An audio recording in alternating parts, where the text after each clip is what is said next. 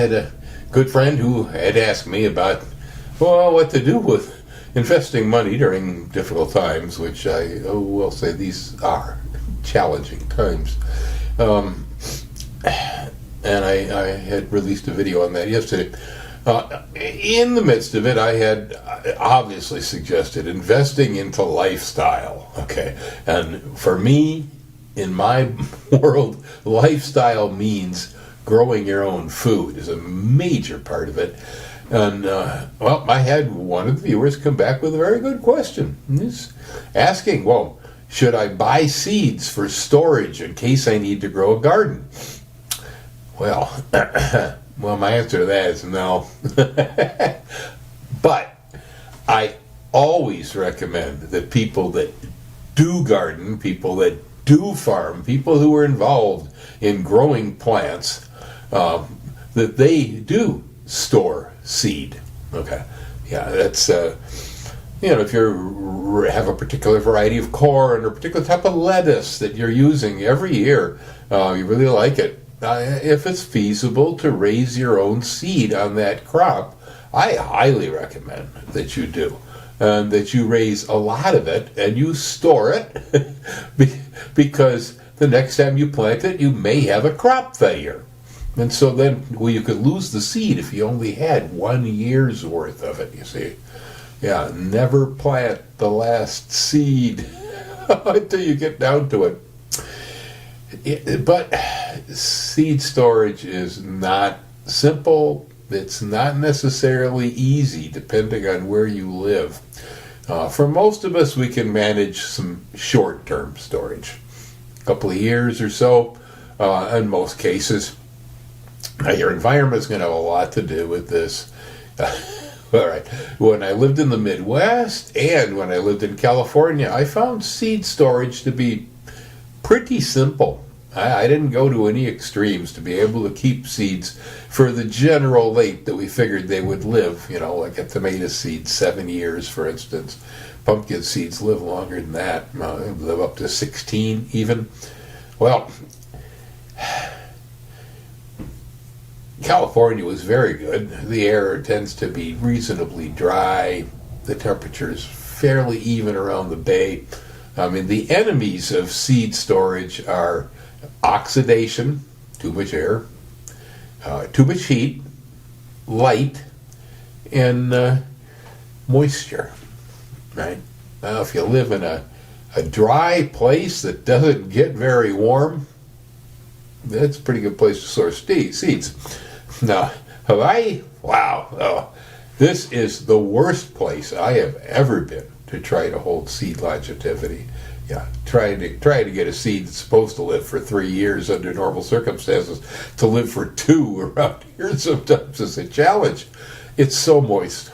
It's so moist. And it's reasonably warm.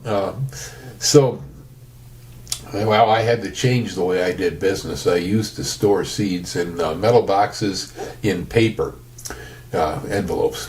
And that worked for me in California. It was fine. Not here. They go down quick. So here I've had to resort to using refrigeration. I use silicon dioxide, the dry out packages. I buy them from Amazon, buy the sacks, and I put my seeds up in glass. Now, if I have a seed that's in a paper bag that I bought from Johnny's or somewhere, it stays in the paper bag, it goes in the canning jar, and then I put the silicon dioxide in, screw it down tight, and put it into the refrigerator. I found I can keep seeds for the usual storage period with that method here. You know, someone in maybe even a better place can keep even longer than that. I don't know. But we do not, most of us, have a condition like Svalbard. Okay, there's the international seed storage going on a Arctic island called Svalbard. I don't even think that is a country per se. I don't know. Maybe Norway attaches to it somehow, but I know that people go there because there's no government. Yeah, you walk around with big guns, shoot polar bears. Yeah, it's way up. It is as far into the Arctic as any commercial flights ever go. It's the end of the line. That's cold. They manage 18 degrees centigrade in the storage of the seeds there, and they have most of the world's crops in storage. Now, there's something about the doomsday scenario. I mean, I'm not opposed to storing things for hard times, and this is a good way to store seed. The way they have it there, it will last a long time in that storage. But what I imagine is if we had, say, like a solar flare, right? Took out all the lights, took out all the computers, everything's down. Takes years to get all the transformers back up online. In the meantime, the world goes nuts. Yeah, in the dark, are you kidding me? Yeah, and they'll keep going nuts till they run out of bullets, probably. But the thought that you're going to be able to manage to book a flight to go to the farthest northern point in the Arctic to gather up some corn seeds so you can start civilization all over. Man, I tell you, under circumstances like that, if you made it that far, once you run out of bullets for eating polar bears, you're going to eat the seed bank. That's generally what happens. This happened with the Russians, I believe. And one of theirs, at a point, they ate it rather than die. You know, and of course, you can't just walk outside at Svalbard and put wheat down on the ground or the snow and say, grow. No, you have to take it thousands of miles away to even get a prayer that might rut. Yeah, forget it. Forget it. Okay, so back to storage of seeds, though. I firmly, I highly recommend that all people who grow crops, where storage of seed is possible, you do so. And whether it was commercial seed you purchased and you have extra and you're storing it, or it was seed you grew and you're trying to store it. Yeah, this is an excellent idea. It ensures, food security, and it kind of ensures against starvation. But I don't recommend just buying seed and socking it away somewhere. Okay, even if you have proper facilities to keep long-term storage. The reason why is seed's scarce, and it's become even more scarce since COVID. There is so much hand labor involved in the production of seed, and that just wasn't happening. And there are so many outages.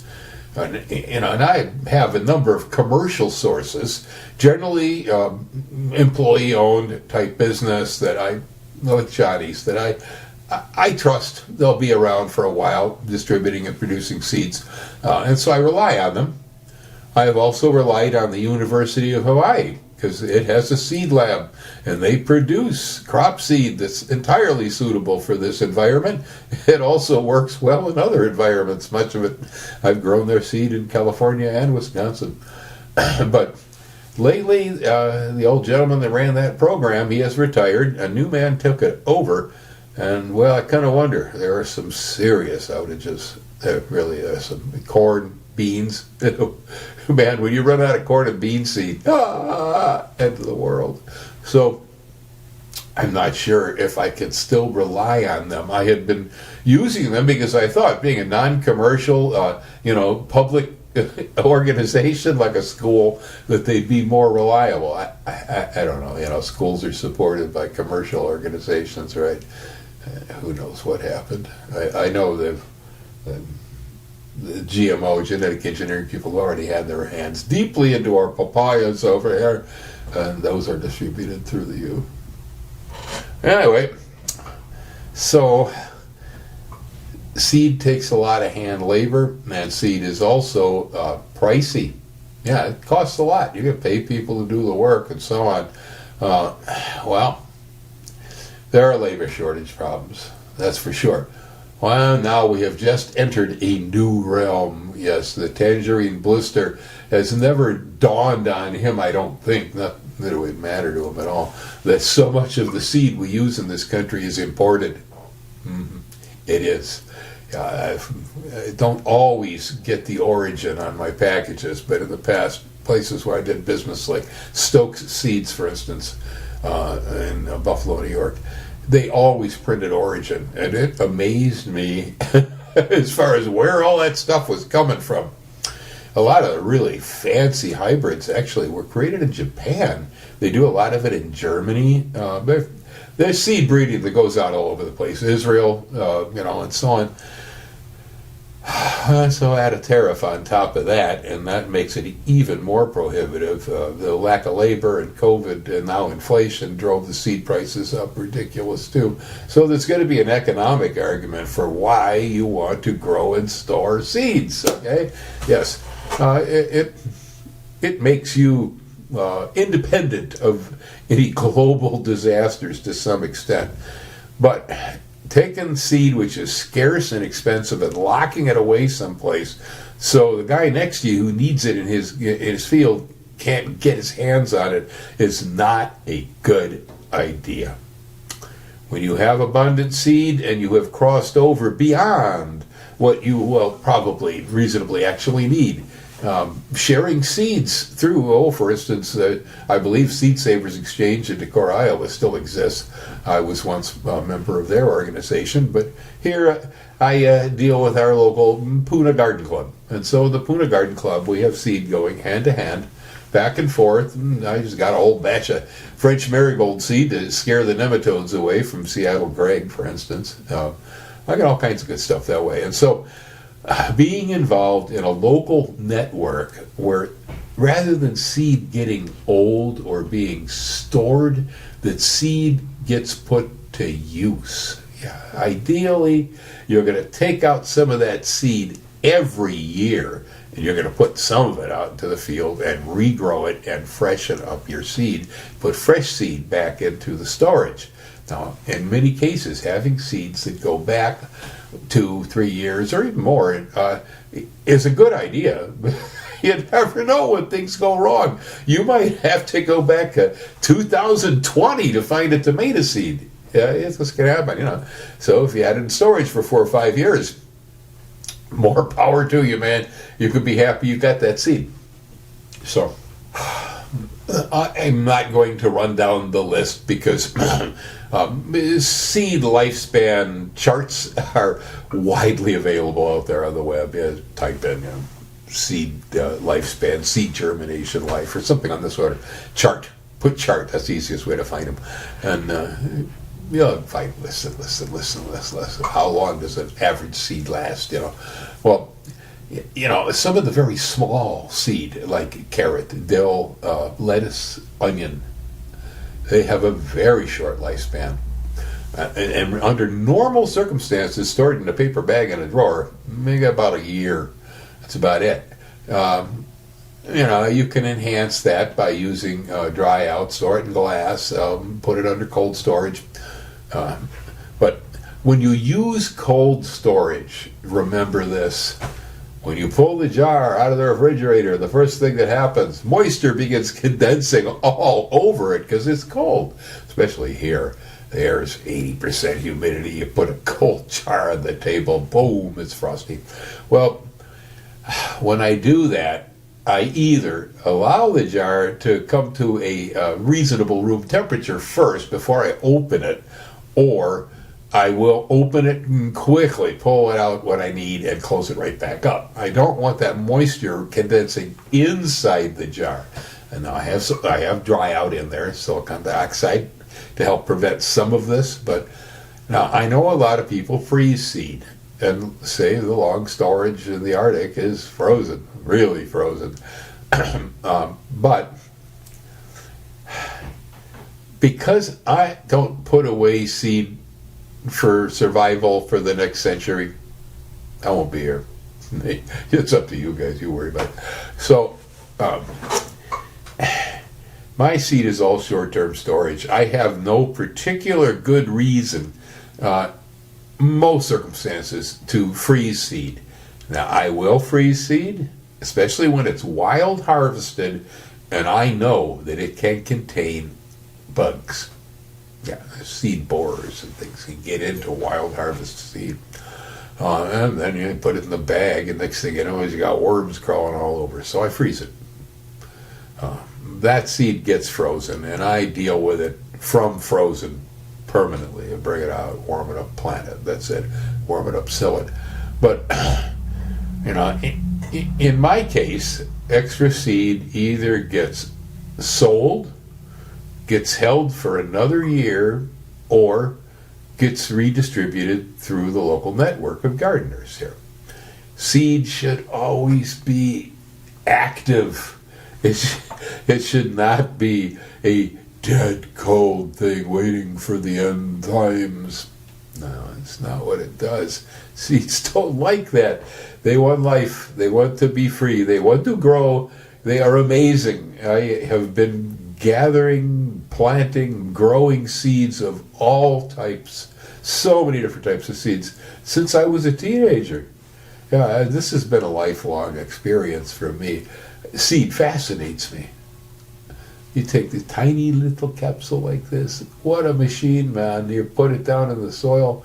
Wow. Romaine lettuce happens. A corn stalk comes up. You get an oak tree. It just amazes me. The messaging coded inside these little capsules. Yeah. So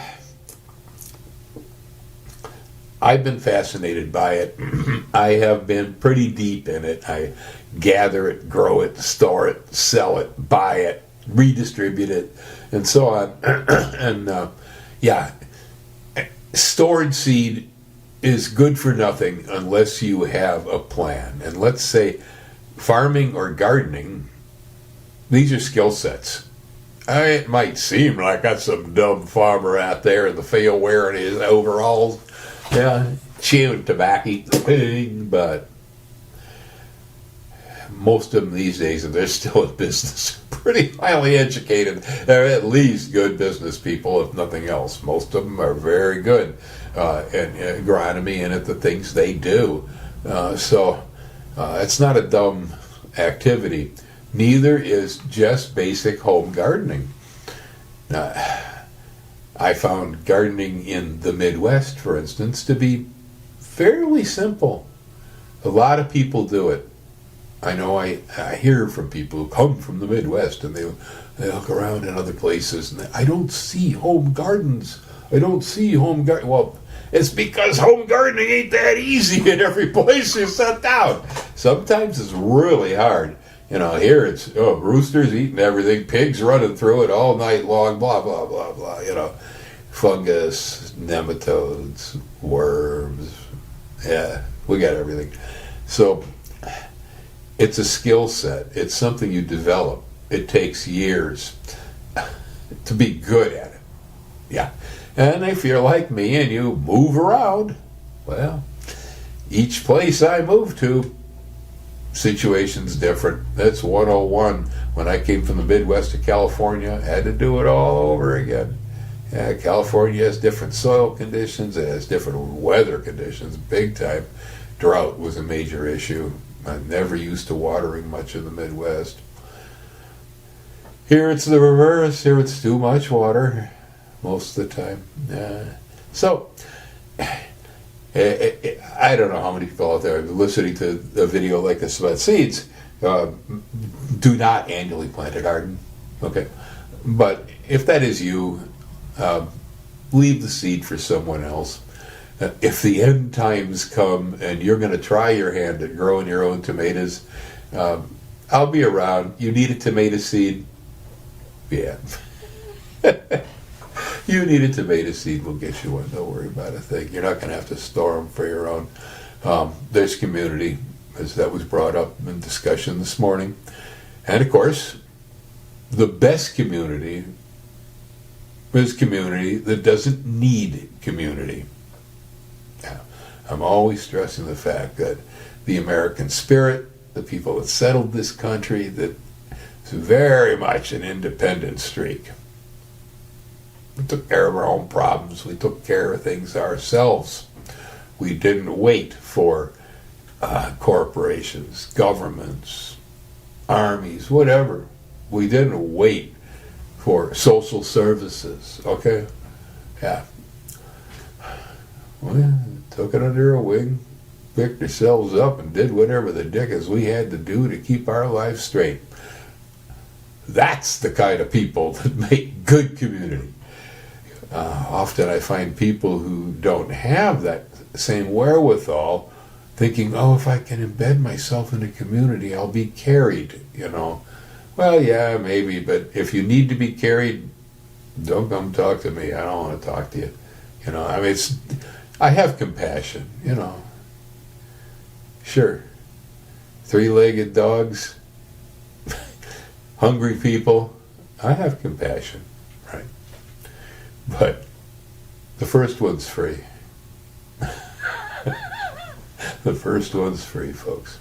All righty.